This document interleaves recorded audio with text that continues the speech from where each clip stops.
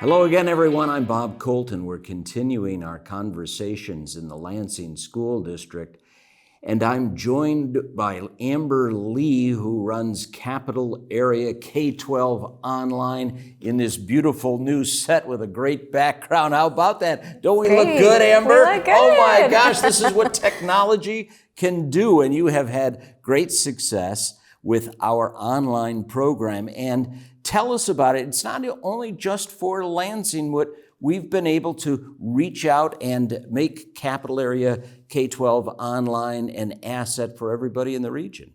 Absolutely. We have had the opportunity to extend this online learning for all students in Michigan.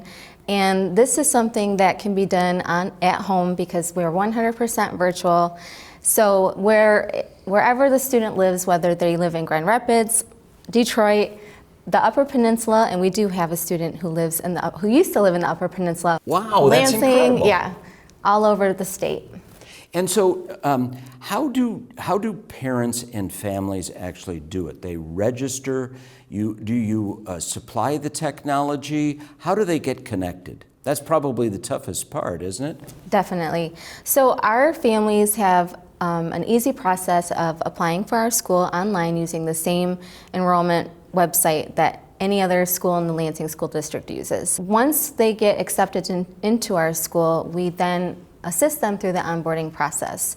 And that would include setting them up in their classes, getting the technology that they need, and just making sure that they know how to navigate through their courses to begin instruction the next day. Well, that's probably a big task, getting everybody set up Yes. to go through the instruction. And so once they're set up and they start, they probably have a menu of courses that you get them into according to grade. Who makes that decision and how do you work it out? Yeah, so in kindergarten through 8th grade, they all take their core classes. They take their English language arts, their math, science, social studies.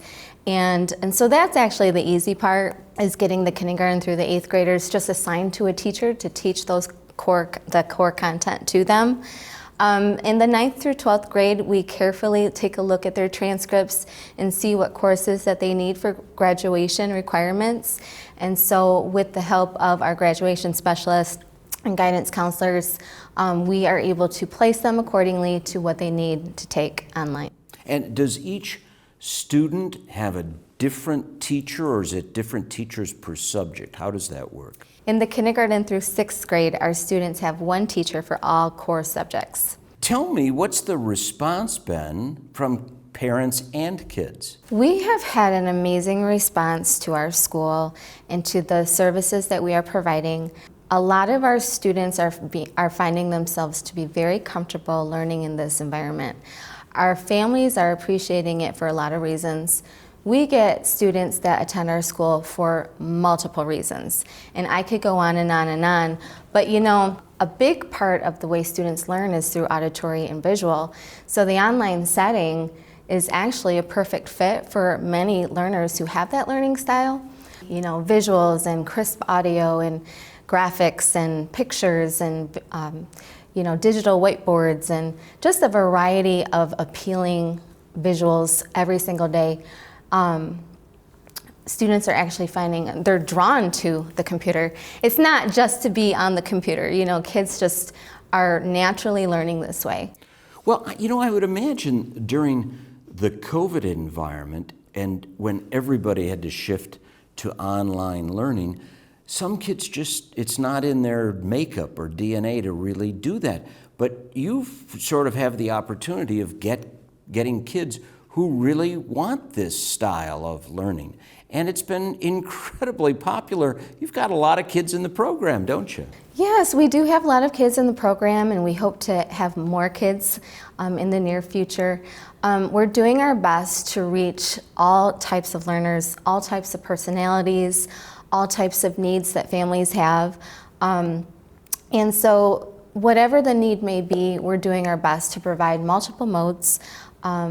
Some students are finding that, you know, they're able to learn online, and they might not be so strong in a brick and mortar with socializing and with collaborating, communicating. But the online school is really doing them a service for that. And they're finding that, okay, I didn't have a strength in the brick and mortar here in this area, but I'm learning about myself, and I'm actually excelling and showing leadership in this kind of setting. And how does it really work for young people who English is kind of their second language, English language learners? How is this a really good platform for them? A lot of our English language learners thrive in seeing ongoing visuals and just the idea of being online constantly and being able to use technological tools to assist them in translation. And I would think that a lot of young people who might come from someplace else into a place like Lansing, the environment of other kids is probably 50 to 75% of the change that they're going through. And learning is a part of that. But now at home, connected online through Capital Area K-12 Online, that's not so much an issue. And they could always transition back into school, can't they? Absolutely. So a lot of our families and students are identifying reasons why the online school could be a great temporary fit or a permanent fit. Whatever they're going through, they definitely can try us out if they think that that's going to fit their need at the time. They absolutely have the opportunity to go back to the brick and mortar if they find that it's not quite what they expected. So there is that flexibility to try us out, see if it's a great fit or not. And a lot of them are surprised that this is actually something great for their family, for their needs. But absolutely, they can go back to the brick and mortar if that's better for their learning needs. What I think is so cool in the Capital Area K-12 Online is that the kids can take part in extracurricular activities if they want to, can't they? We are doing our best to create those opportunities for students. We have opportunities to take electives. In the high school, if they're on track for graduation, we definitely give them the opportunity to take elective courses. Some students find that they are interested in skills and trades, and so we work with them to give them CTE, or career and technical courses, to substitute the core classes that would give them credit for graduation. We're also in the midst of creating clubs. One of our students who actually used to attend a brick and mortar school, and I know very well, she was a very quiet and introverted student, and she's thriving in this online school. She's leading in our very first club at Capital Area. She's leading the art club, and she's collaborating, she's communicating, she's organizing, and she's taking this to a whole nother level. And so we definitely want to provide opportunities like that. I see in our near future robotics. I see in our near future chess club. I see peer-to-peer collaboration. And so we, like I said, we are on this journey of giving our students everything that a brick and mortar would give. Well, I think that's such a cool aspect of what you're doing for kids, because some people would be concerned if they sign up their child and they're taking the online course, are they getting enough socialization? But my goodness, with the extracurricular activities, they're getting a lot of socialization with other kids and older adults and even sports, right? I mean, that's open to those students who are online students. So the 7th and 8th graders, they definitely have the same opportunity as the ones in the brick and mortar. And then the 9th through 12th grade as well can participate in any sport that the 9th through 12th buildings are doing. And so this Capital Area K-12 Online, it's not designed to be a credit recovery kind of opportunity. It's not where you would, a student who's dropped out who comes back in, GED kind of thing. This is a regular, normal sort of pursuit of education that a child would go to. How do you know when the young person is really ready for this kind of online study? You're absolutely correct. We are not a credit recovery school. We are a core education school. Now, being an online school, we do have some flexibility.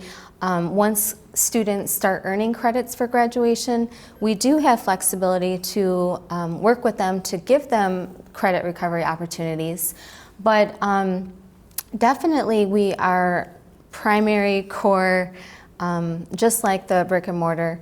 And so we know that students are ready for something like this because they actually, they are well aware of what they need. They are well aware that this is a school just like a normal school. We let them know that, and they feel that. The most recent change was that they also qualify for meals.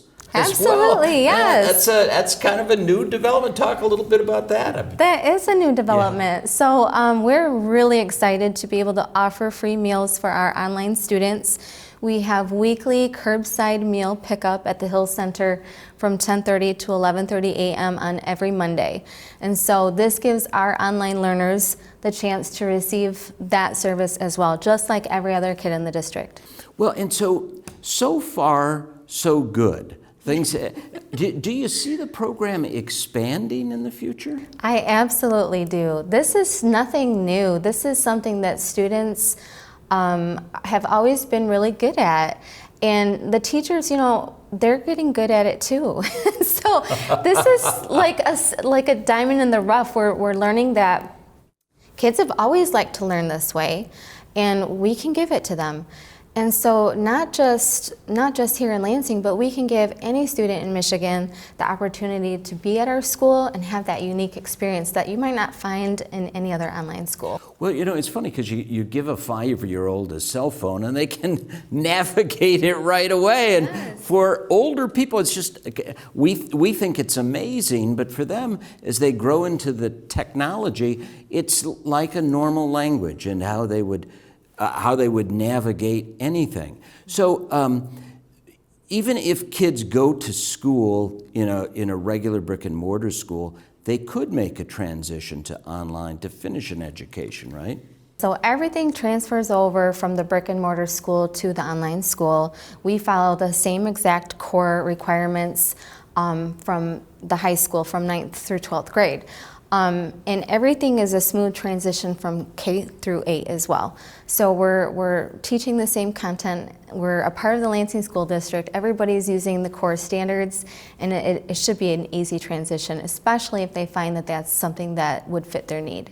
Okay, now it's commercial time. So go in and tell people how they connect with Capital Area K-12 online. I mean, we'll probably during this have the connection online, but how would people sign up? So anyone can easily apply for Capital Area K-12 online by visiting www.enrollinlansing.com. It's really easy. It's really easy. And you do it online, click there. And you just do it online. A 5-year-old, well, maybe 6 could do it. So anyway, well, great. Well, Amber, you've been a terrific guest. Thank you for having this conversation. I'm Bob Colt, and we'll continue our conversations in the Lansing School District.